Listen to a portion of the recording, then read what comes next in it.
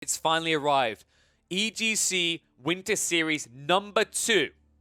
Not one, we're in the second one. You might be confused and have believed it was the first one though, because it is going to be a rematch of the first grand finals. LucifroN versus MarineLorD in a best of 5. Rus and HRE are off limits here. We begin on Highview and we begin with LucifroN on the Mongols and MarineLorD on the English. That's right, MarineLorD not opening up with what was becoming his signature France in this tournament. Almost every single game up to this point, the series would begin with MarineLorD on France. In fact, if I look through the stats, yeah, there wasn't a single one where he opened with something different. Every single series he began with France. So saving it as a curveball later. And the interesting part is that LucifroN comes out swinging with the Mongols. And I almost feel like he'd done this because he expected MarineLorD to do the same.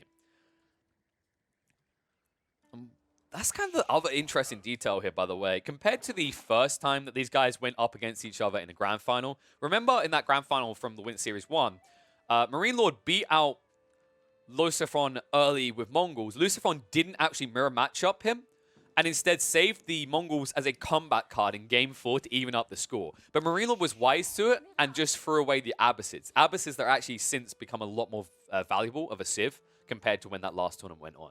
So, gonna be interested to see when MarineLorD chooses to whip out the Mongols. Keep in mind that the loser will decide the second map here, and I think that's the real reason why MarineLorD didn't actually pick France here. He wants to keep that as a backup option if Boulder Bay is the choice of LucifroN should MarineLorD win.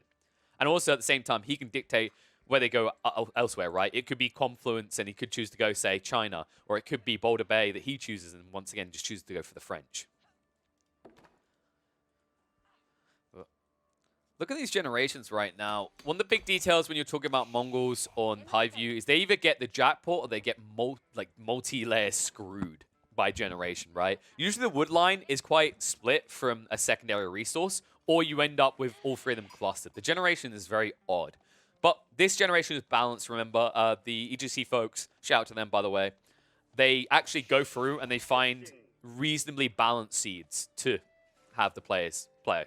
And this one, well, I mean, you've got your ups and your downs. I'm going to say that this is mid of the pack, so I guess it is balanced in that regard. You're getting screwed on the gold front a bit, but it is very tight if you get into the step readout. More importantly, your Uvu is very clustered close to your base, and you have a berry bush nearby with a nice wood line to start with and one to fall back on later. You have got risks here as you push out. Meanwhile, on the other side, I do feel like MarineLorD got a juicy starter here. You're England, right? Wood is one of the most crucial details. You need it for the outpost. You need it for longbow spam. You're going to need it to transition to different types of military units later on. Like, it is their staple resource. You don't care about its gold as much as you care about wood. So having double wood line, this easily protected, and this close to your base feels golden. Not to mention the gold itself also being closer. Because remember, LucifroN, he did have the gold slightly closer, but he shifted his TC further back. So, tech underway. LucifroN is going to invest a little bit more than MarineLorD, but we expect to see this. MarineLorD did get a head start, so it should even up more or less. But typically, the England player doesn't invest many people into the landmark tech up. Mainly because, one, remember you get diminishing returns when you add more workers into the construction. But two, it's because you need to actually get surplus resources prepped so you can afford the longbow spam, or in this case, the TC drop. Look at this. MarineLorD is actually looking to just TC spam, and LucifroN is going to spot it out early. So Khan will move in. He only does 2 damage right now, so you don't care too much. The cool thing is as well, with 5 villagers working this, you should be able to actually collect enough stone quick enough that you'll be able to actually pull back before he'd snipe you out.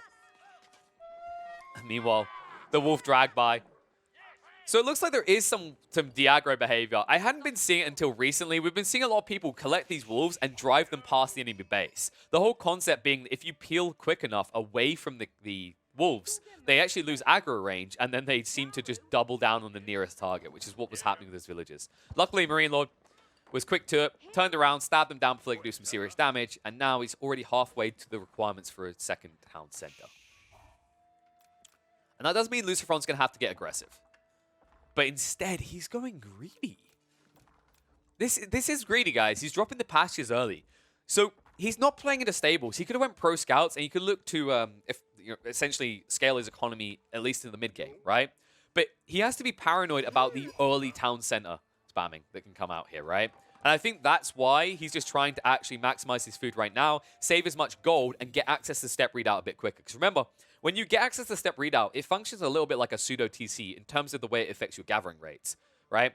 Meaning that when you talk about town centers and what they do for you, they increase your resource generation by creating more villages which gather those resources. Well, what a step readout does, instead of creating more villages, it makes the villages you're already using more efficient at certain production, right? That production line being the gold line, right? Because they not only end up giving you 50% more, but those gold lines end up being more bang for buck, because instead of it being like the HRE where they collect 50% or 40% faster, it's just 50% gold gets fabricated on drop-offs of step readout. And that's a big boom in your economy. Remember, by the time you're usually talking about Castle Age Mongols, you maybe have 10, 15 people working on the step readout line, on that gold line. So you have to add in an extra 50% like worker force in the calculations, right? Here we go. Second TC. MarineLorD loves this, by the way. I've seen him do this in pub games. He's the only England player I've consistently seen do this. He drops the secondary TC at the deer. And this is incredibly effective when you're up against opponents who might go pro scouts. In this case, LucifroN's dodging that bullet, but if he had gone into pro scouts, this would be frustrating. You wouldn't be getting that double up bang for buck you're looking for. You still get the majority of deer, you get your own, you get one load from your opponent, but you wouldn't be able to get the maximum, which is what you'd be looking to get against England had you chosen that strategy.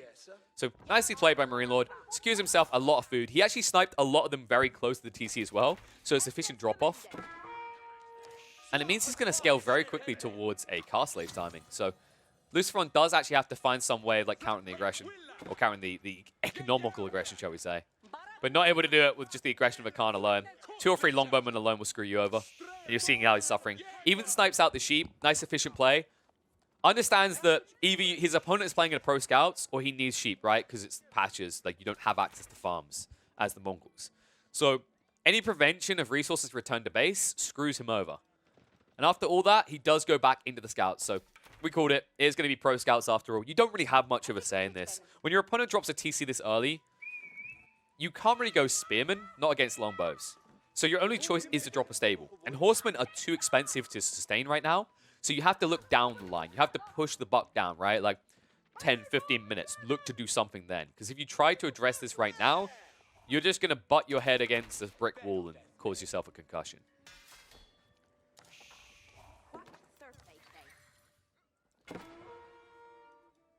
Meanwhile, Scout just getting eyeballs on. Can see the split. And that's going to force an outpost. You're quite happy about this, actually. Does mean there's going to be a YAM network, so LucifroN does get more value down the line. And it's not as pricey as it is for other civs. Remember, these outposts only cost 70 compared to the usual 100 cost for most civs. But MarineLorD, you at least force your opponent to actually invest a little bit earlier than maybe he wants to. And the whole knock-on effect is potentially you're slowing him down from investing in more pastures or different military buildings. You don't quite know his numbers like we do, where we know LucifroN has huge surpluses of wood right now. I also like the control, the discipline, really, that LucifroN's showing. If you look at the stone count right now, this is going to be a huge timing around Castle. With this much stone in surplus, he will be able to push out several double Lancer productions. And if he reaches a critical mass quickly, if he actually manages to beat MarineLorD in that tech up, there is an opportunity to shut the Frenchman down himself before he starts to snowball out of control. Because make no mistake, if you let him go to Castle Age without any pressure, he will snowball. It's 3 TCs to 1 on that stage. Even with step readout's efficiency, you don't match that. Nice snipe out, though. Find the Khan. So, LucifroN, if he wants to know what's up in the base, he's going to have to invest in one of these scouts. And a lot of these pro scout spamming players don't actually do this. They don't send scouts to scout until they've served their full purpose, right? Until they've returned every single deer carcass on the map. So that is bad news from LucifroN's perspective. If he chooses to play that style that I've seen basically almost every single one of the top 100 players do, he's going to be forfeiting a lot of information about what MarineLorD is doing. He can anticipate, and in fairness, I will say England traditionally are a very predictable civ, easy to read. But considering this change-up in what MarineLorD has done compared to most England players, I think you should be prioritizing vision on the base. Because this is the only top 100 player I consistently see drop this TC. And it allows him to scale so well in every game I've watched. And that means he gets flexibility. Usually the issue of England is you don't get your second TC into a castle. So everything you do up to that point is quite predictable. You have a finite amount of resources to work with. Every time you invest in longbowmen, you slow down your castle. Your switchover can be in a spearman, that's literally it. But if you get access to castle that quickly and end up on 3 TCs, with the amount of surplus economy you have a lot of flexi, right? You can go into the knights if you want, which can be an optimal choice. You can even choose to just go for the man-at-arms and then support them with a lot of siege weapons. And that's the other important detail, right? I think one of the most fragile states in this game, in this matchup for England, is trying to reach that point of enough siege workshops to match the Mongols. You remember, if Mongols get to castle at the same time, they, with improved siege engineering, can build mangonels and springles in the field. You're stuck building back in your base from one structure. But with multiple TCs, you get surplus wood quick enough that you can afford to produce out of 2 free siege workshops so much quicker than your average England player. And look at this. LucifroN. He chooses a defensive location to try and build a step redoubt, but the Lombos, they can reach in. This is the danger of being up against England. And even if you delay this just by a minute or 2, it's going to have a lasting impact. Remember, you're still scaling your economy back in base as England. Lombo slowly being sniped out. Khan. Ooh, he's gone. Gets sniped out again. MarineLorD, the micro is on point. He's playing LucifroN like a fiddle. And this is the problem. You can't invest these extra villages. They can be sniped. There you go. Gets another one. Kills him before he gets in. Oh, he microed the wrong one. LucifroN, this delay is painful. It's been like, what, almost an extra minute at this stage? Yeah, he just goes for it. He has to. Screw it. Bleed a few troops, or bleed a few villages in this case. It's worth it to just get the castle finally. You have surplus stone, you need to spend it. And he will. There we go, tech up achieved. MarineLorD, not too far off himself in the meantime, though. Has surpluses of resources as well. And there, look at that, the big booster of food coming in. The scouts being sniped out as well quickly. And it's going to be horsemen coming out. So LucifroN not even investing the lancers yet. He doesn't want to show his hand. Instead, he drops the racks and looks to go into the man-arms. And this is a smart heads-up play. Your opponent already has spears and lombos. If you go to lancers, you potentially get countered and held back. If you go for this play into man-at-arms, with the Yam movement speed, you chase down everything here. The lombos move too slow. The spearmen will move at the same speed, more or less, with a slight edge to the man-at-arms. And it means that he'll eventually gap close you. Second small group of Lombo over here. The step redoubt still hasn't been moved, by the way. LucifroN's too paranoid. And MarineLorD, you gotta be happy with this. You're underway. Where's the tech up? Wait, there it is. At the front. Wow, he's actually going for White Tower. This is an intriguing choice. So MarineLorD is trying to balance the greed. He feels like because that TC came so early, he doesn't necessarily need a third town center right now. He's still outscaling, especially after he hit into LucifroN's economy like that. Think about it, he sniped, what, 4 or 5 villages at least? In fact, when you look at the difference right now, he's getting close to doubling up the Mongol player here. So even with the efficiency of the step redoubt and the assistance of the Uvu, LucifroN is still miles behind the economical power behind this war machine of MarineLorD. There we go, builds up the racks infrastructure as well. White Tower's going to be complete. Remember, this is also a siege workshop, by the way. That's the cool concept behind this, and I'm expecting him to use it that way. We don't ever get to see players do this because they always choose to go for the King's Palace, not investing in early TC. But now he's saved 300 wood, and he builds in the mangonels. There you go. This is such a big brain play. Think about it this way, guys. It was your tech up. It's a good defense, and now it gives you flexi into all the different unit types, right? On top of that, the cost of a mangonel, half the cost of a mangonel, has been saved, right, by not building the siege workshop. So you get that mangonel out quicker, and you need it because, look, your opponent already has one. That shot. Needed a second one. LucifroN way too impatient there. If he got a second mangonel out, he would have hit hard into the economy of MarineLorD. That would have been 13 villages just dead. Instead, gets away with it. Pushes to the back. Safety on the back line. Understands his opponent is immobile with his man-at-arms. It means that he can't actually quickly flank and then snipe into the back economy. There you go. LucifroN is sensible. I like that he does this. Too many players get greedy and they build 2 mangonels first. Get 2 springles. Reason being is 2 springles kill 1 springle instantly. You know, 200 health, 120 damage per shot. Even with the resistances, you lose that springle every time, right? And that means that MarineLorD now has to wait a little bit longer. He needs to get at least 2 springles himself. He understands this. He backs off. But that means that his TC is going to be exposed. And his farmland as well. This could backfire quickly. He needs to be careful. And they come. Man-at-arms. They can tank this TC. 2400 HP. It's not that tanky either. So it won't last long.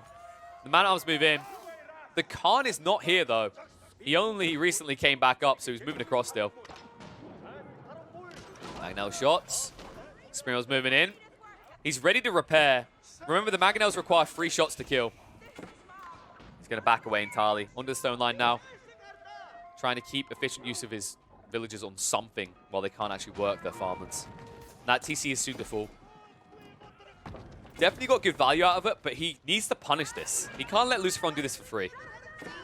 The villagers just waddle off. Spring will snipe them out.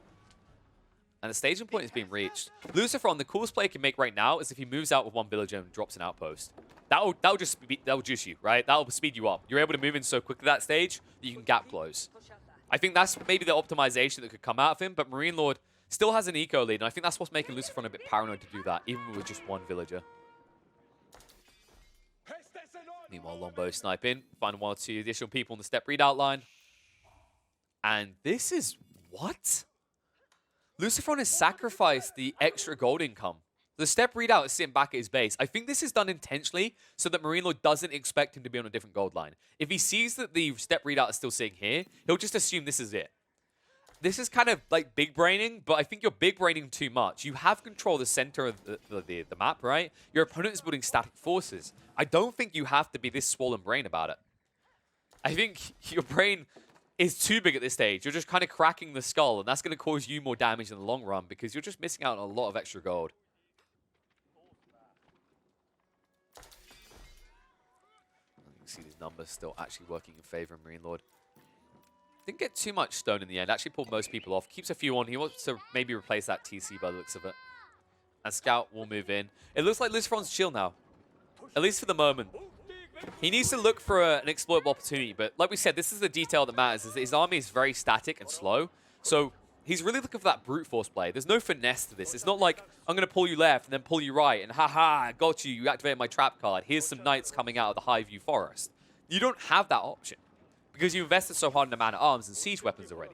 So you really are just about brute forcing your way through the front of the base. And that's what makes this play by MarineLorD going into the White Tower so damn good. It makes it nigh on impossible to get that quick breach. And it means that that TC at the back was the best that he could muster.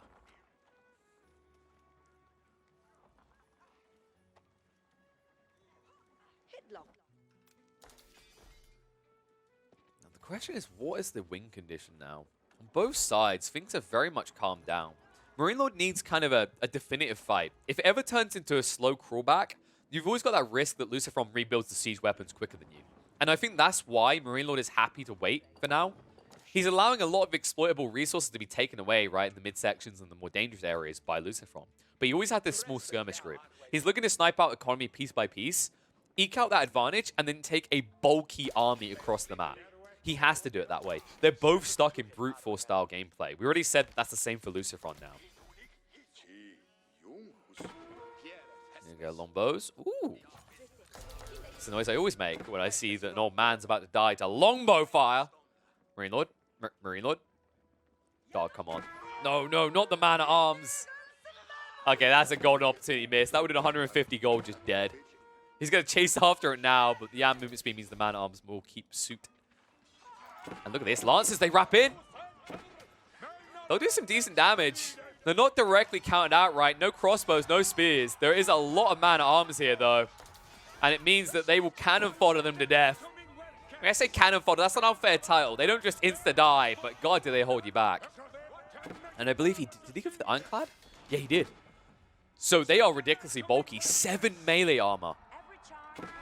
Go, trying to protect himself over here. Lancer should get 1 more villager before having to back away. This is the weakness. It just takes you so long to chase down. Even in charge formations, 1.44 compared to a 1.62 retreat. But MarineLorD taking his time, slowly getting those outposts out, right? Like we said, he's looking for that big clump victory, and that's why he goes in the man-at-arms hard. It's not about being dynamic, right? It's not about being elegant. You just need to have a harder head when you go ahead and have a headbutt war with LucifroN. And they're both playing that exact same style. But this is the cool thing. This is one of those unique details. Is outside the Yam movement speed, the other variable play here is now the armor advantage for MarineLorD, right? And the movement speed is pretty cool for LucifroN, but he needs to make sure that he's at the front of his base. If he ever gets pushed to the back, that movement speed differential isn't as big as a deal as you think, because at that stage, your military buildings are exposed. Your villages are exposed. Everything's exposed. So he needs to hold him where the step readout is. You can't ever let him push you back to the TC here. Shaman's being sniped out. Movement in. 4 Springles and a Mangonel. 5 Springles, in fact. And he has the edge here. LucifroN went greedy into the Mangonels. Back away by the Man-at-Arms. They're being chased. Now, this is the weakness of MarineLorD. He only went for 1 Mangonel, so he can't quickly kill off these Man-at-Arms. With the Springles, he does have the edge over his opponent with the anti-siege. The problem is it's not an insurmountable lead, especially for a player that can build siege weapons in the field. That happens, more upgrades underway. But the important detail is he started to actually push out, right? LucifroN has given a lot of ground, retreating all the way back to his base to build a bigger army. It means that MarineLorD can kind of invade the center flow. He kind of needed to because these Shaman were starting to net some good gold income for LucifroN, right? And that's why he keeps resuming it, keeps trying to get out. And I haven't seen similar out of MarineLorD. He is now building into a TC again. But the Monastery only just got dropped. And it's important he does this, right? This is the way it usually goes. When you have 2 civs that are bad at using religion, the moment one of them engages, the other one counter-engages. It's similar to the whole logic of like walling around relics when you're up against HRE or the Rus. It's not as much you definitely want it, it's that it's an edge you don't want to give your opponent. If the game goes for 50, 60 minutes, if one of you anticipates it might go that way, and as a result chooses to sidestep into the prayer tent or into the monastery, then the other one then gets forced into it as well. This army is big now for LucifroN. 6 Springles, 4 Mangonels. He's outnumbered MarineLorD. He needs more here. If anything, he really needs to drop a Siege Workshop. He can afford it as well, especially with his secondary TC. This secondary TC that's risky as well. When your opponent is getting a foothold outside your base, this might just be a repeat of what happened several minutes ago, and you once again lose that town center. And LucifroN, he's going to start capping. Oh. I wouldn't mind seeing him cap right now. Cap before returning this. The cool thing is he's about to tech up. And MarineLorD isn't ready. MarineLorD's still building. Keep in mind that LucifroN slowed down the rate at which he was building up and also still got the efficiency out the step readout in the meantime. And that's enabling him to do this, right? Going into the White Stupor. And that is when this gets scary for MarineLorD. MarineLorD isn't ready for that tech up himself at all. Once again, a Lancer sneaks in. And I don't think... Yeah, Textile still hasn't been taken by MarineLorD. In this game, it's understandable. There wasn't much raiding. Some games, it's like, I look, I see it's not research, I shake my head. This is one where I'm like, yeah, I kind of get why you didn't get it. But it doesn't mean this Lancer will get good bang for buck. Moves in, 1-2 tap to take down each Philly. And that's why he pushes across to deal with him. So Lancer will only get 1 or 2 villages in the end. But second one sneaks in. Oh, I love this small detail. It's actually evening it up. Look at the eco count right now. It's within 10 points at this stage. And it's because LucifroN keeps doing this, little pocket raids with 1 or 2 Lancers occasionally. However, it is getting a lot harder to do now, right? Like, the only reason he's able to do this so freely is because this hasn't been palisaded here. It's his little breach point. But in the north, there is a keep now down. So, MarineLorD understanding he needs to start utilizing that stone to just gain himself some of those central deposits, right? The gold, the stone. Even maybe wood lines eventually. But here we go. Bad news arrives. LucifroN techs up. MarineLorD still just running around randomly with Man-at-Arms every once in a while. But this is a problem. His army really isn't that impressive for a guy who's stuck in Castle when his opponent just hit Imperial. And that means that you can't actually punish the greed of LucifroN. LucifroN, because he got an initial edge, because he put a dent in your economy taking down that TC, and you still weren't able to respond, it means he's now in a position where he gets away with his Imperial Age timing for free. It doesn't cost him anything other than the cost of teching up, right? There's no ground that needs to be sacrificed. There's no pressure that's going to come out. And it means the MarineLorD is going to need one hell of a Hail Mary to start turning this game around. I would also love to see LucifroN just drop a Siege Workshop. Yep, there it is. And it's even better. I rarely get to see this these days, but the roller shutter trigger's improved up to an additional 3 tile range and even better reload time. It's just filthy. Why do they allow this? Oh boy. I wouldn't be surprised if he goes for improved greased axles as well. You're going to be zooming. And here it is, the outpost we were talking about. They're coming out now. LucifroN, this is when he's trying to say, I'm going to win now. When you drop outposts like this is you going, I'm going to arrive and I'm not leaving. Okay? I'm going to keep pushing forward. And that's what these outposts are going to allow him to do. MarineLorD Where's the Hail Mary? Siege Workshop finally being dropped, but God, is this late. Relic never got banked. I hate it when this happens. It hurts me to watch this. How long has it been like this? How much did he miss out on? Sprinkles? Oh, the range! It's so dirty! Most civs get that extra 2, but Mongols almost even up to what Rus get for specifically choosing a certain landmark, right? With their unique tech that takes them up to 13.5. Instead, you can reach 13 as the Mongols. Goodness gracious. There you go. Man-at-Arms move in. Watch how quickly this town center goes bye-bye. Good God. Siege. Mangonel's firing in. Nice defense usage there. The Man-at-Arms line should be able to hold. It matches up against the Man-at-Arms coming out from MarineLorD now. Mangonels are looking to back up. Sprinkles are trading out, gets rid of most of the siege weapons. MarineLorD did hold back the Mangonels though. He hasn't moved them across, and it might be too late at this rate. He's losing the main army. He had to hide them in the stealth forest, and it's not going to be good enough. They're still going to be sniped out. He's going to lose the main army, and when that's gone, this just might be done. LucifroN, with the patience, will persevere, and on high view, he will take game 1 in the name of the Mongol Empire.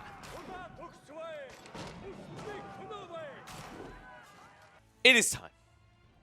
Game number 2. Winter Series 2 EGC's Grand Finals here. And, well, early lead already coming out for LucifroN, who managed to slay MarineLorD on high view when it was Mongols versus England. And what happens in response?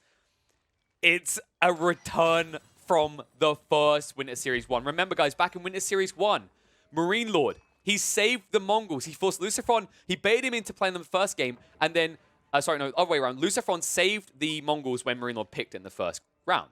Instead, then choosing to use it to even up the scores in the 4th game, where MarineLorD was forced to use the Abyss as a throwaway civ on Mongolian Heights, and LucifroN was able to secure an easy win.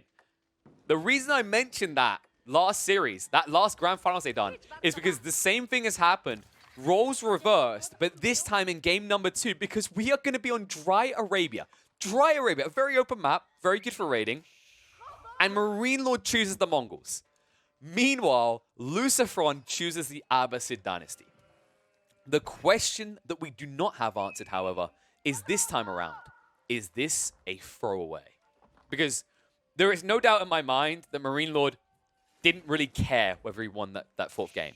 Now, that sounds like, what do you know about? MarineLorD wants to win all the time. But hear me out. In the Winter Series 1, when he picked Abyssids in the 4th game on Mongolian Heights, he gambled on a water play. He just gambled on a random play, a tactic that could have led into something great, but had a small chance of success against Mongols who were at the heights of their power in the middle of Winter Series 1.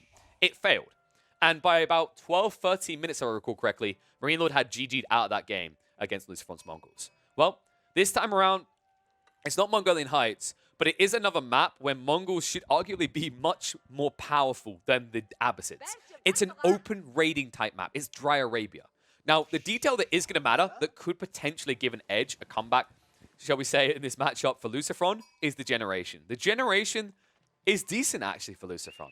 He has these pretty too tight wood lines, some easy kind of wall-off potential there. He can kind of condense his economy to a certain extent.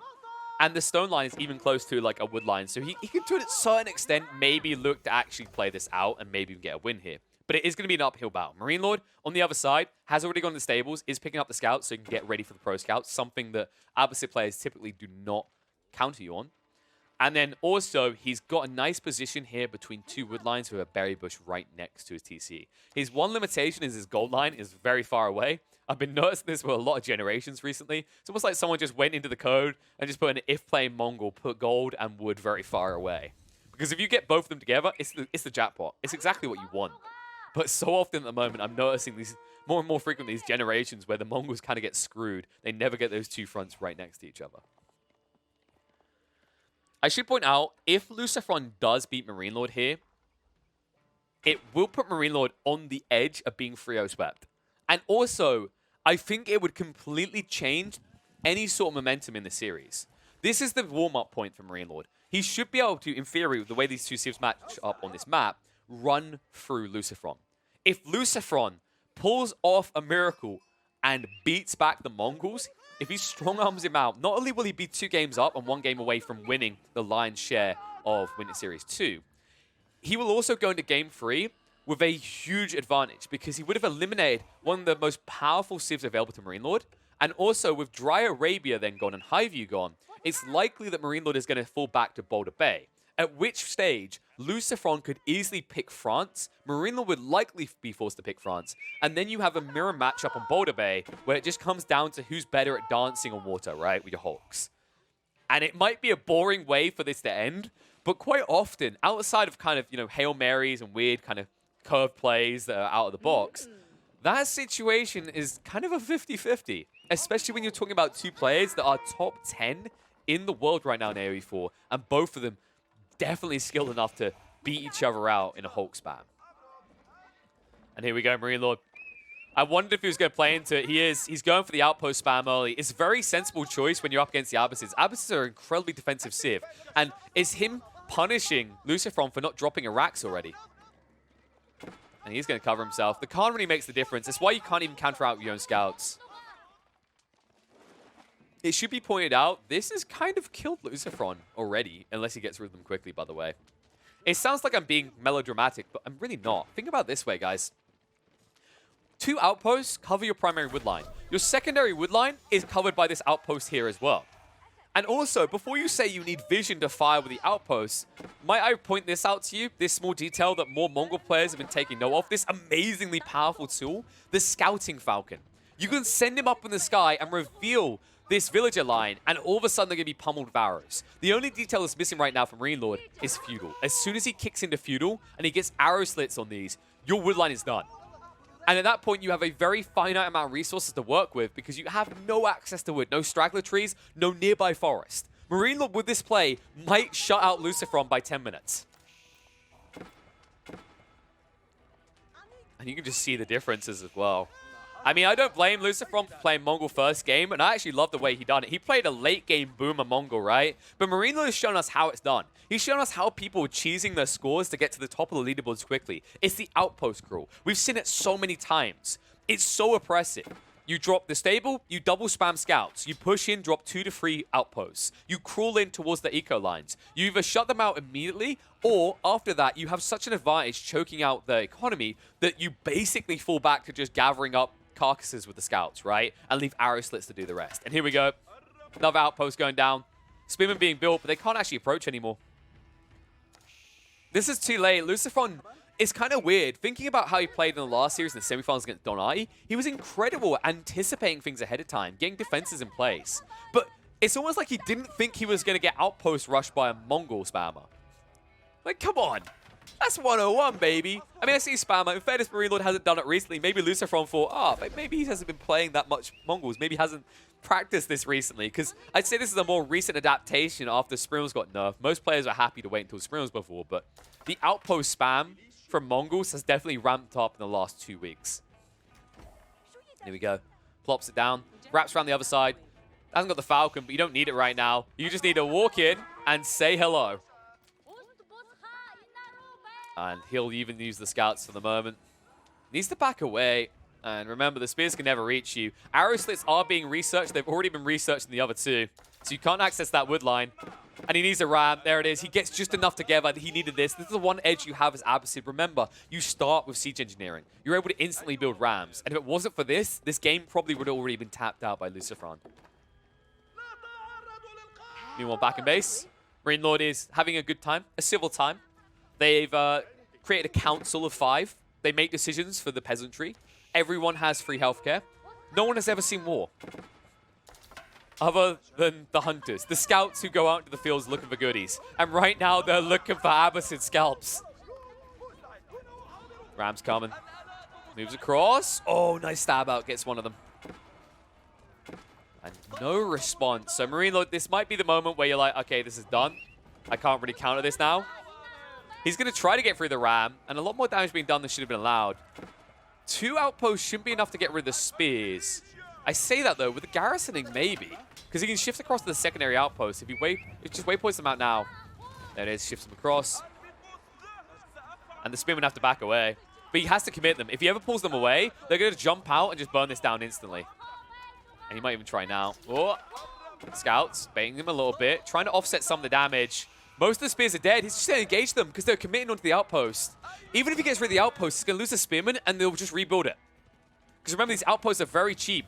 75 wood, sorry, 70 wood each. And while the Magadai play for MarineLorD, the unsung hero, the unheard of heroes, they make a return. It only took a few months, but we get to see them again. The Ram's going to be burnt, minus 300 wood. And the outpost does go down, though. That's the detail. LucifroN, he at least buys enough time for this. He needed it. And you know what? It's a good thing you got that out as well. The Magadai, if you were given an extra 20 seconds here, your game is done because the Magadai will just choke you out. So really heads up play out of LucifroN. And now MarineLorD says, okay, I see how it is. You like wood, huh? Well, that's all you're getting. Let me at the goal. Let me at the stone. And look how far out the stone is. Oh, boy. Oh, my God. He just calls it. He actually calls it. Okay, that might seem premature, but no, that is fair. You saw it right. There's no hiding that. LucifroN tries to wrap to the north slightly, but the jig is up. The vision, the scout vision, the Khan vision, and the movement speed. He's going to get close. You're going to lose about 6 or 7 villagers. You've already lost 1 or 2 already. You've already been slowed down, forced to invest in a second lumber camp, an outpost, and a ram. And you're already on a rack at this stage. You're not teching up at all. Meanwhile, in Mongol lands, as I said, healthcare, education. Those are civilized people of the world. They don't understand war. They don't understand poverty. Meanwhile, poor little Lucy is just trying to scrounge together enough money to buy a birthday cake for mom, but that cake is just made with literal crap. There is nothing in this game for him. It becomes a throwaway civ in the end. The one good thing for him is MarineLorD no longer has access to those Mongols. They have been eliminated. Both players have lost the right to play Mongols. MarineLorD has lost the right to play England. LucifroN now losing the right to play Abbasids. We'll have to see if that bites him in the arse down the line. We know that Vortex has liked to play that occasionally, but as we said going into this one, when I checked the records, LucifroN hadn't played Abbasids at all. So for all intents and purposes, this was a throwaway civ. Now, neutral grounds, the strongest civ between these two is gone with the Mongols. Also, keep in mind that in terms of bans, they did also eliminate, I believe it was HRE, and then they also got rid of the Rus. So Rus, a really big one that's now gone. And we're probably now looking at Boulder Bay. So Game 3 could very easily become a Hulk spam, unless there's a curveball, unless one of them wants to man China. And I know MarineLorD has been practicing them a lot. It might be that we see him switch into China, and then he baits LucifroN into going France or Boulder Bay. But all that's to come. It might not even be Boulder Bay. It might be some map entirely different. I'm just anticipating, based on what I've seen so far, Boulder Bay is the most likely. But if you want to find out for sure, you have to hang around, because in a few minutes, we're going to be back with game number 3, with the score set at 1-1 apiece. This is still drawn, and is still going to go the distance between LucifroN and MarineLorD in this final. MarineLorD versus LucifroN, game 3. 1-1 apiece, best of 5. Still need to get someone in the lead. And what better way to do it than on Boulder Bay, as we predicted, with France on France. Or Francais, as MarineLorD would say. Our resident Frenchman at home on his national civ. Let's see if he can get the edge here. I've got a bad feeling we're all going to need a corner. I've got a bad feeling we're going to lose a lot of air as we sit in the corner, shaking back and forth, ripping our hair out, hair in clumps, because we all know how this story goes. We've seen it too many times. More times than any human should ever have to see it. Hulks. Did I mention Hulks? Because that's pretty much all that comes out on both sides. I would love to see someone different. Maybe we get thrown a curveball.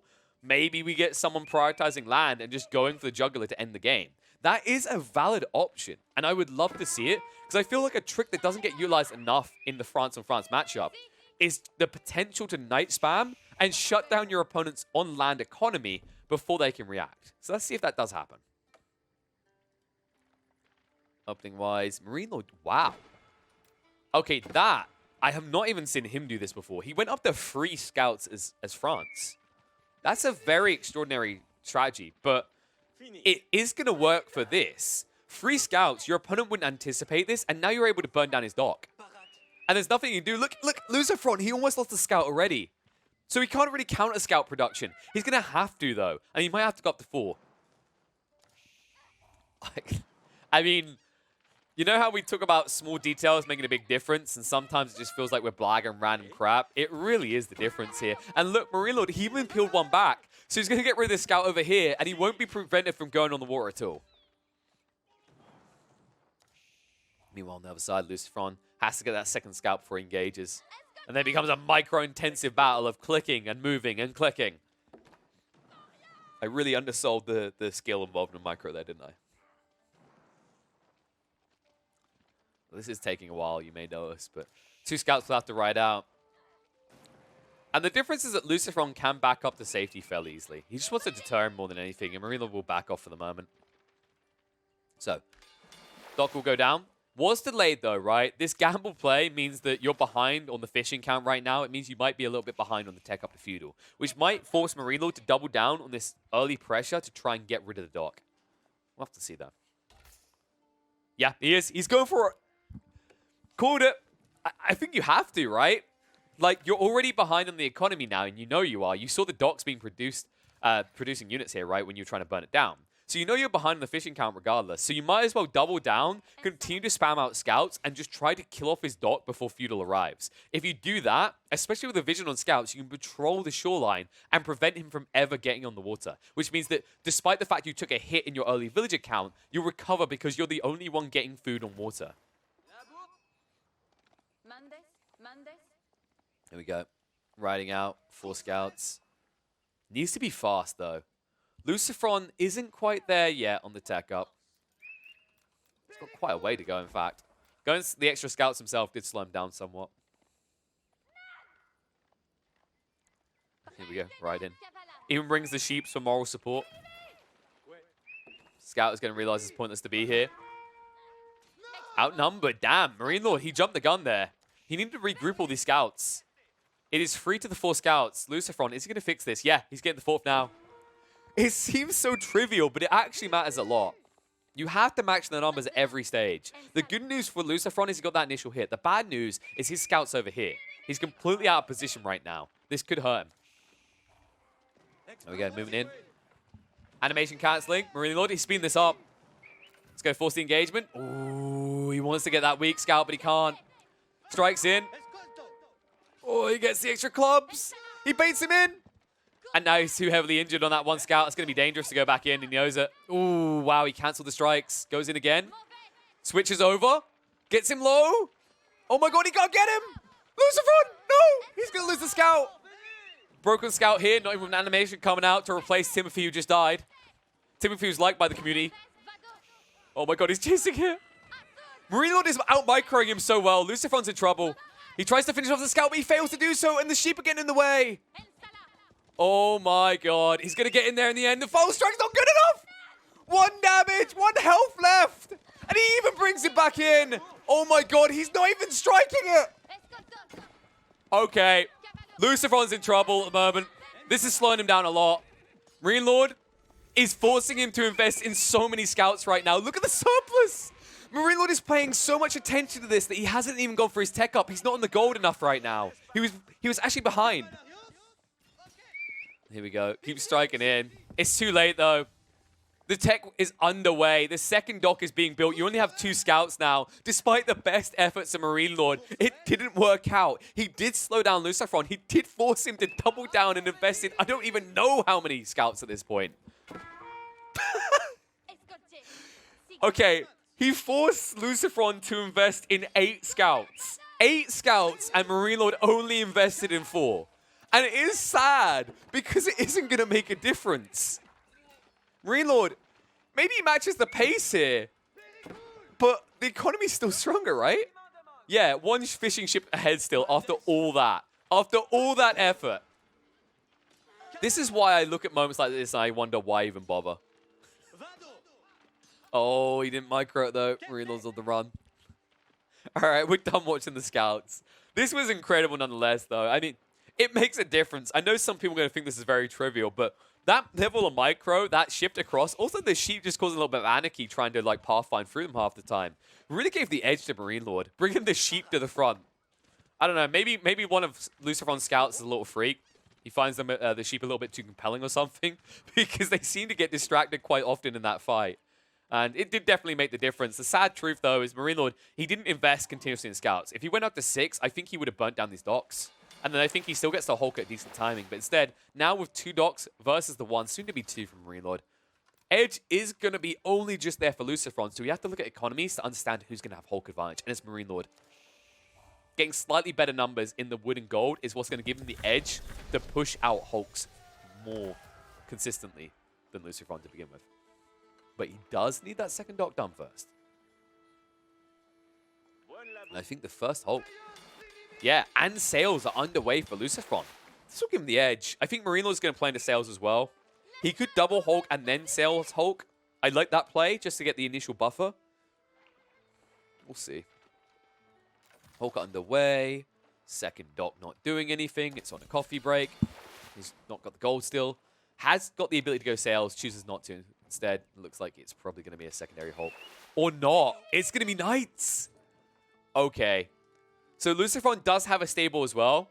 But he hasn't produced any Knights yet. He's finally dropping one now. He's dropping a Rax as well. So LucifroN is doubling down on the waterfront and just looking to protect himself against a land raid. Meanwhile, MarineLorD is attacking on two fronts here. He's building Hulks to defend his fishing fleet and then looking to assault on land.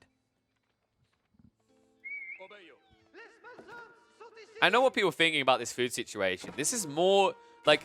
It looks bad, but I think it's more because of the micro intensity. They were both heavily invested in the scout micro, which meant they weren't dealing with their villages and base. They weren't building additional buildings or getting additional routes or taking up as quickly as they could. This does give flex to go quickly into castle, though, as a result, as a knock-on effect. Knight moving out. Ooh, nice cancels there. Gives him the edge. And now you can force him off the gold line. This will stunt his Hulk production. He needs to stick to it. He knows it. Knight. Oh no, he misclicked. He went on the villager instead. And he switches over now. We'll back away before the spinner gets in. No, he's done. He's going to lose the Knight. Horseman is here as well, but you can see how unfazed LucifroN is. He's like, what do I care? I'll keep going. Now, keep in mind that MarineLorD has eked out quite the lead on the economy front here. And I'm scratching my head as to how he done this. It seems to me that LucifroN didn't micro correctly. The villager count, what, like 2 maybe got sniped there, maximum? But look at the count. It's a 6 villager difference. They're the same on the sea right now. It's 8 to the 8. So LucifroN at some stage got so heavily invested in that micro war that he still lost with the scouts at the beginning, that he has put him this many villagers behind, 6 behind MarineLorD. And that is exactly why this guy is called a micro god. Because he just took LucifroN to the cleaners. And Hulk count, yeah, he's outmassed here as well. This is dangerous now for LucifroN.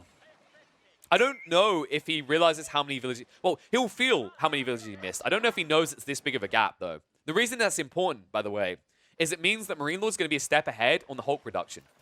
Even though MarineLorD looked to diversify into land, now with this switch up, with the fact that he microed better, he's probably going to be able to actually just take control of sea for free. Well, not for free, but it's going to feel like it's going to be for free, because eventually LucifroN will realize that he's being outscaled, and he might just have to abandon the seafront. Bye-bye, Scout. Ooh, that Hulk's out of position. And movement speed advantage, so no sails still. Kind of surprised MarineLorD still hasn't got this. But he's getting in range. He's going to chase him down now. The shot's coming out. He actually might sink this Hulk. Uh-oh. The Stealth C? The Stealth C is actually saving him, but is it going to save him in the end? It's so close. Hulk's on the defensive. Fishing fleet's going to have to repair. MarineLorD looking to just get in range. He's trying to get that wiggle on right. He actually wants to snipe out a bunch of these fishing boats, but unable to do so. Tech situation. How are we looking right now? I just saw that double board axe got taken by LucifroN. I think it was already... No, it hasn't been taken by MarineLorD. MarineLorD has ignored all techs. He's good in the market now. Remember, he has surplus, so he'll be able to actually generate more ships. And after that, backs away. Remember, these repairs can take a while. And if you commit your fishing vessels to repair, that's food missing from your economy. And you don't want that right now. Instead, it looks like LucifroN wants to go into castle.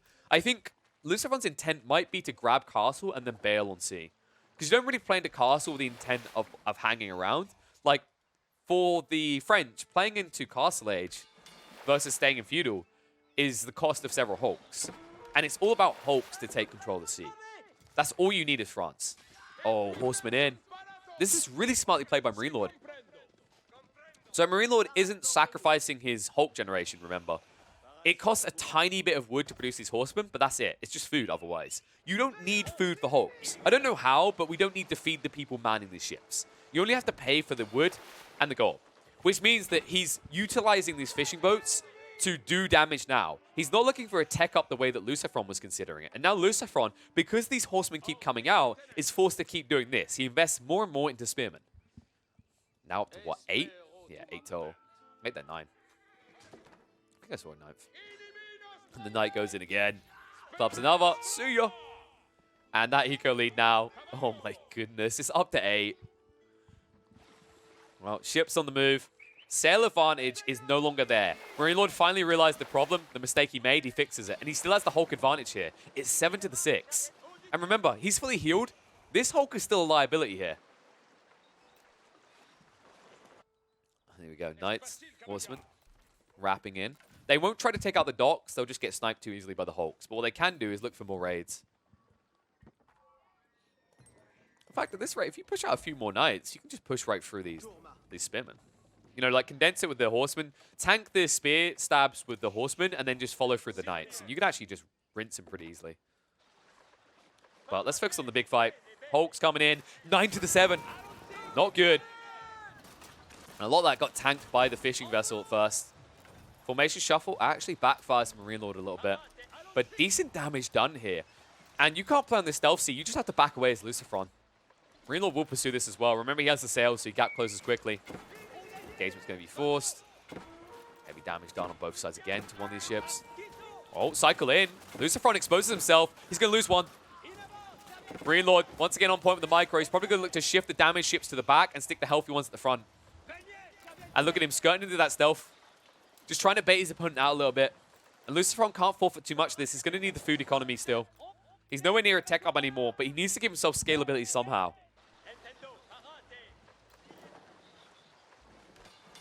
A while. Still just building a bigger and bigger fleet. Now 10 compared to the 8. And MarineLorD could go up to a 3rd dock soon. I think he's getting close to the threshold where he can actually afford it on the wood front. His gold is decent for it. It's just his wood that's lacking a little. And the thing is, he dropped a market, so he has been trading food to be able to actually supplement some of this. Same on the other side for LucifroN. Question is, who's going to have the weakness point soon? MarineLorD is almost depleted on this wood front. He'll lose a bit of efficiency switching over, which is why he's preemptively shifted across. LucifroN's the one I'm worried for. It's a long run to the next tree line, and also you're behind on the Hulk count. This could hurt you in another 3 minutes. Maybe even sooner. Here we go, shift out. Back in from the stealth seat. MarineLorD, formation's out of position, but he's getting quickly into position here. Sinks one of the blue, traded out though. LucifroN leaving one hard on the front here. Is definitely going to lose them, and so many being sunk right now. The fishing fleet, MarineLorD, the small plays. He tanks a bunch of shots for the fishing fleet.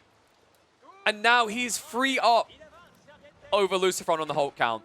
And pushing in. It is going to be even up to the 2 again. Difference. 7 versus the 9, but pushing in quickly here. And the fishing boats, the tank on the front. He forces LucifroN to do the same. And he pushes away again. 9 compared to the 7. Fishing boat count, a lot more loss for LucifroN. Down to 4 versus the 7. The only edge he gets is at least they collect straight away while MarineLorD has to return to base. But slowly but gradually, MarineLorD is just outplaying him time and time again. This is escalating, and LucifroN needs a response elsewhere. But where's it going to be, right?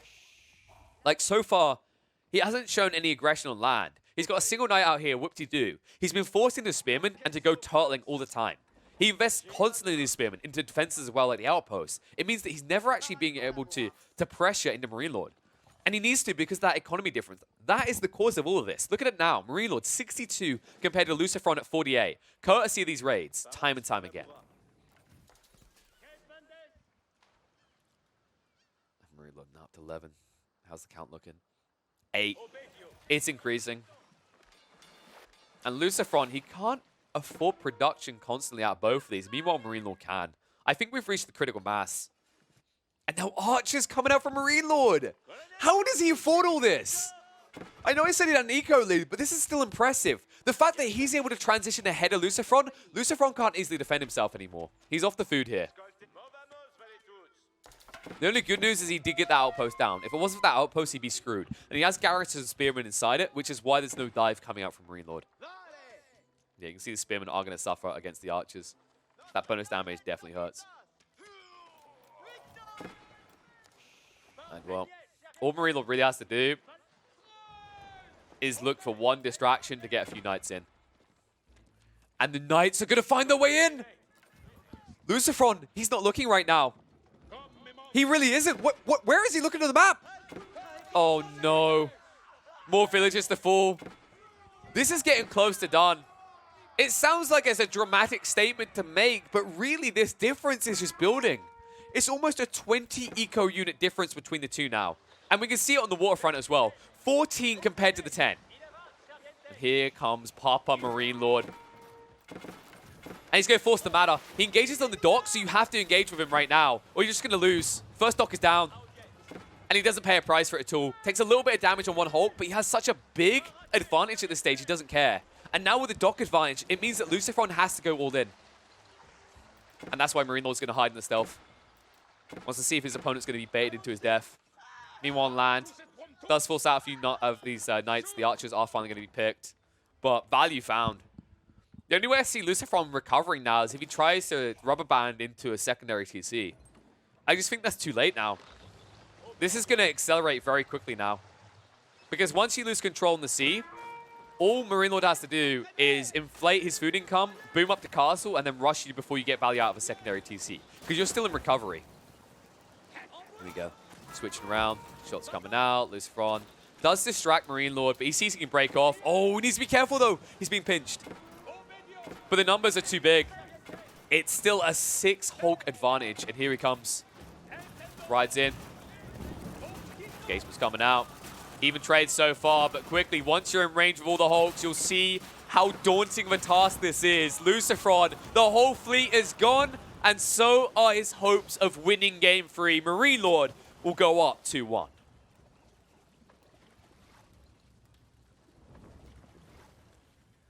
Oh, you know what? I'll give this one credit, right? Yes, it was some Hulk spam. Whoop-de-doo. Ooh, yeah, he built more Hulks. He won. That's not the interesting part. The interesting part is how he got to more Hulks. You have to actually give credit to MarineLorD. The fact that he was able to win the Scout War at the beginning is a huge deficit because although he wasn't able to burn the dock, his opponent ends up buying 8 Scouts, or 7 because you start with 1, compared to the 3 he bought, right? So that's an eco dip already for LucifroN. Then the raids come in, right? And it's the fact that even before the raids, because he invests so many in the scouts, he had to invest that much in the scouts, right? LucifroN is sacrificing his villager production at times. We talked about it, right? After that scout exchange, he was a few villagers down already. The reason being is you're dealing with a finite amount of income at the beginning. Scouts cost even more than villagers. And then when you drop a dock, you put a lot of people initially onto the wood line because you want to get your food on the waterfront. The fact that he actually was already into the dock and building the fishing boats means that he couldn't afford both scouts into villages. So it's not just the fact that you're sacrificing a villager for every scout, right? Like, that would account for a 4-point deficit there, right? Because you built 7, he built 3. Instead, I think we were up to 6 or 7 before the harassment came in. So there was 1 or 2 points where he missed 1 or 2 villagers being able to be produced from the looks of it. But more importantly, it is that fact that every time you're forcing an additional scout, your opponent is building another villager.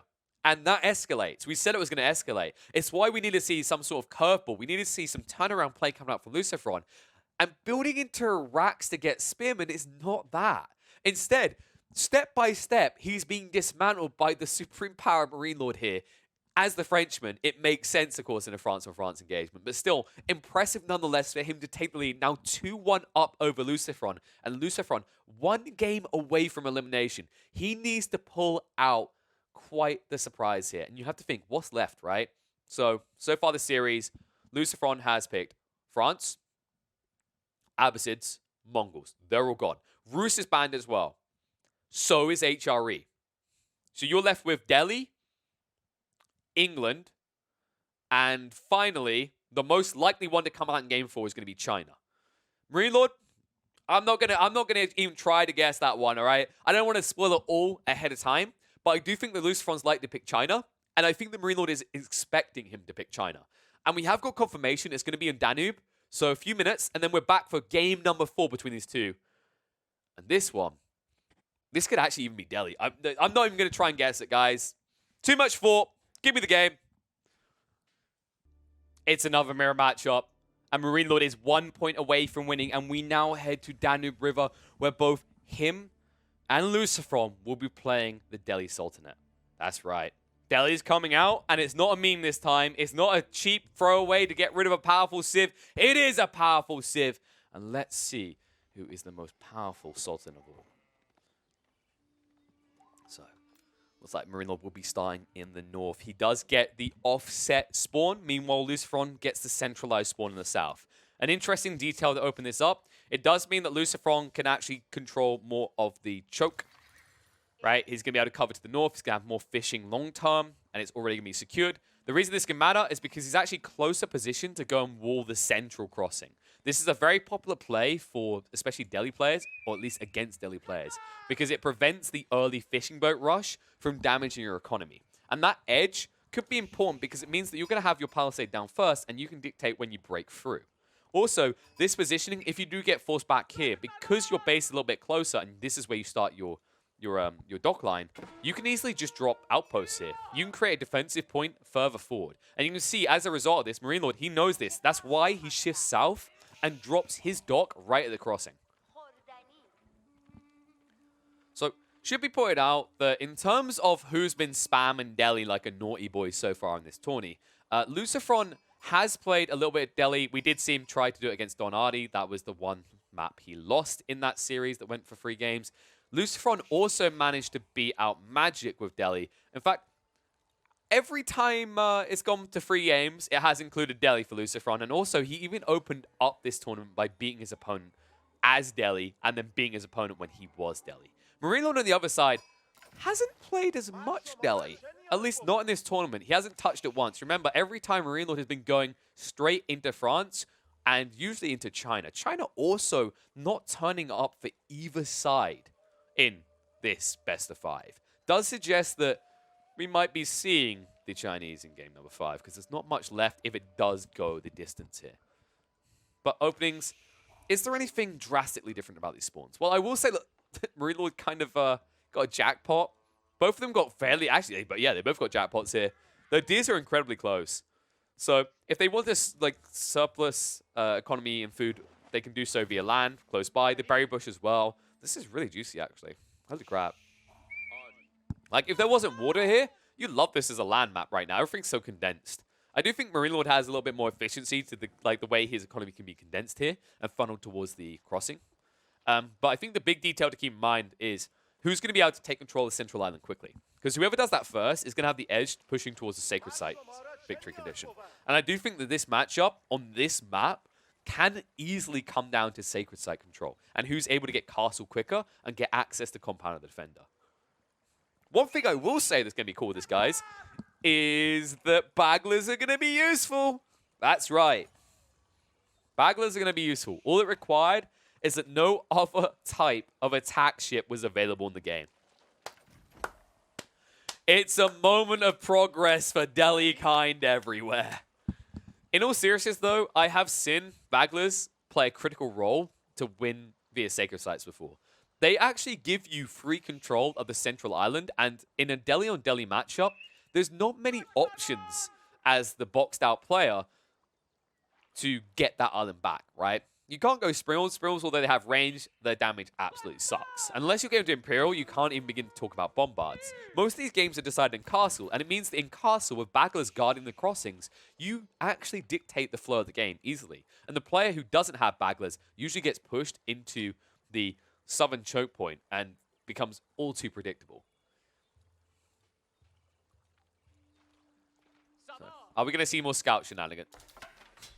For a moment, I saw the military count. I was like, wait a second. I was like, oh, no, right, that's right. We've got to remember, guys, don't get deceived here. The way this works is the fishing boats, because they are armed, they actually count as military units. I know that is BS. It makes no sense because technically English villagers are armed with bows, and they don't count. But that's why the military count says 8 and 9 right now, despite the fact they have 24 economy and 8 military and only 26 pop cap overall. Yes, it is very weird. And A Spearman coming out very early for LucifroN, and he's getting the outpost down. Oh, wow. Can MarineLorD stop? No, MarineLorD can't really stop him here. The Spearman's arriving. Yeah, he delays it a little bit, so he buys time for the Spearman to arrive. He's going to get this down. This is actually a big deal. If you can't snipe out the villager, and I don't think he can. Okay, the only good side of this is that it's not close enough to snipe the northern side of the river. But this is a big deal because remember, the outpost with people garrison inside is like 10 damage on the arrows, but then you get bonus damage against ships as well. So you do plus 25. And against a fishing boat that has no armor, even their slow repair rate at the dock will not protect you. Here we go, Spearman coming out. I want to see LucifroN crawl in a second outpost like here, and then drop a palisade wall across like this. Just to try and block his opponent and basically force him in the situation where if he loses the forward dock, he can't retreat his boats towards the secondary dock because it will be blocked off. This is a really cool play overall by LucifroN, by the way. Not enough players do this kind of move. You don't just want to have a I build fishing boat, you build fishing boat state. Because if that's all you're doing, you're not ever going to be able to push across. You should, in theory, end up even in numbers if you ever push across with your fishing boats. And because it's deli on deli, you both have arrows firing out, so the home field player has the advantage courtesy of the repairs. Looks like LucifroN's not going to do what we talked about, though. He does something different.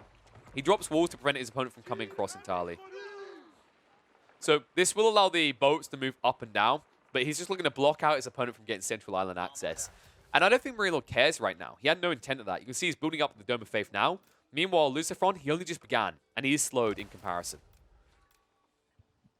And that is exactly why I invest more people into building it up. And I just went to half speed. Apologies for that. Second outpost down. I think they just about have range on this. He needs to get a third one near the crossing. Then you completely blocked your opponent out. It's worth it for 300 wood to just make all this irrelevant. But that's why I'm disappointed he didn't do the cross. If he actually like blocked him from going up sea, all he has is to run south. What do you get from running south here as MarineLorD? You don't want to run all the way out to drop a dock. You want to actually, if anything, run north and drop a dock. But that wouldn't be available to you if this is walled off. Looks like LucifroN is going to complete the walls, but it doesn't commit to what we talked about. I'm a very sad pigeon right now. Meanwhile, MarineLorD will move in the scouts. We've seen this before.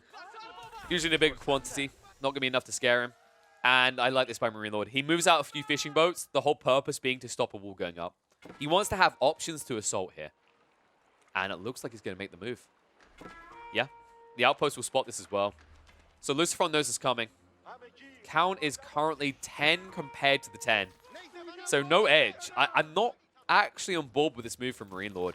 An outpost already going down. Oh, the Dow. That's why he got the Dow. He dropped the dock. He dropped it in the east. MarineLorD, he actually snuck in. Oh my god, I didn't even see that villager move in. This changes everything. The outpost isn't down. He wasn't expecting the aggression, and now he's going to be on the retreat. LucifroN's economy on water has grinded to an instant halt. And with the numbers even, the Dow being the difference, and the fact that he doesn't have any Dows coming out, LucifroN is going to lose the fleet. The brains on this man. Oh, God. You know what? Some people are smooth brain for different reasons. MarineLorD, though, it's because we've been stroking his brain. It's so precious. It's so big. And this man is so scary. The fact he snuck that in. The fact it was never seen by LucifroN. The patience. How long was this villager even sitting here to do this? It makes the world a difference. You don't care if you lose this dock. You already had your value. And you might even get the Dow out before it burns. Probably not, but who cares? You've done what you needed to. You have 10 fishing boats. Your opponent has none. And here we go. An attempt to build a dock is going to be a big fat fail. And MarineLorD will move out of range of the outpost just in time. You can see how dangerous it is though, right? He probably needs a new dock. Yep, there we go. And he's happy to oblige it now, right? It's worthwhile when you sunk the fleet like that. So he's going to drop the dock to the south. He'll still be able to gather over here. And now LucifroN, he's a little bit paranoid, right? He needs to replace the fishing fleet. He can't really afford to sacrifice his onshore workers. So he's not likely to go and aggress with more outpost spamming on the north side here. Because basically his economy is kind of in the gutter after that. An 8 eco lead right now from MarineLorD. And soon to be more as well. Fishing boats. I think they... Can they sneak... Ooh. I like that by MarineLorD. I was about to say they're one dock versus one dock, but he's still using the other one. He realizes he can sneak by just about and get to the new dock. And that means he's going to start to boom up. Oh, look at this, though. Both of them building outposts. And MarineLorD, he's going to be delayed on getting across to build one himself. He can't get rid of this. He's going to be starved off again. The Dows are just out of range. This hurts. Played like a fiddle again. He's going to be forced onto the west coast. He'll cancel his own outpost. Maybe you just push in. Yeah, go past the Dows. Screw it. Run his economy through if he even has one. And the walls have blocked him. This is the play we want to see out of LucifroN in the north that he never done. I definitely wish he'd done it on the center. Had he done it on the center, he wouldn't have lost all those ships. And now the dock coming in from the south, MarineLorD. He's like, swapsies? Swapsies? Can we change? Can you be the northern player? Apparently you want to be the northern player with the dock, with all these outposts. It seems like you have an interest in it. So why don't I just come and be the southern player now? If he's quick as well, we'll get them all through. And I think he will be quick enough, yeah. Meanwhile, back in base. Is anything important happening here? Not really. There isn't surplus economy. Everything's being invested into this crap right here. Outposts and fishing ships. Here we go. Moves in. Sinks another boat. Whoops. And LucifroN didn't protect himself. He just built more fishing boats. Fishing boats that aren't going to last long. And one important detail, by the way, he never sniped out this palisade. He could have been slowly killing it with the Dow, but look what he finds! Oh, no, no, no. He is building a Dow, so he will be able to beat out this one that MarineLorD has stuck here. But MarineLorD, he's going to get rid of this dock. He's going to take control of the southern side of this river. And I don't think you can keep pushing more resources into this as LucifroN. The one cool thing about all of these outposts is you are enabling a sacred site victory, at least control the central island eventually. But that's eventually. My problem is your income sucks right now. Look at the surplus. MarineLorD, he's going to make it a castle age soon, and you're going to be stuck. And not only that, MarineLorD built the counter, right? He built into archers.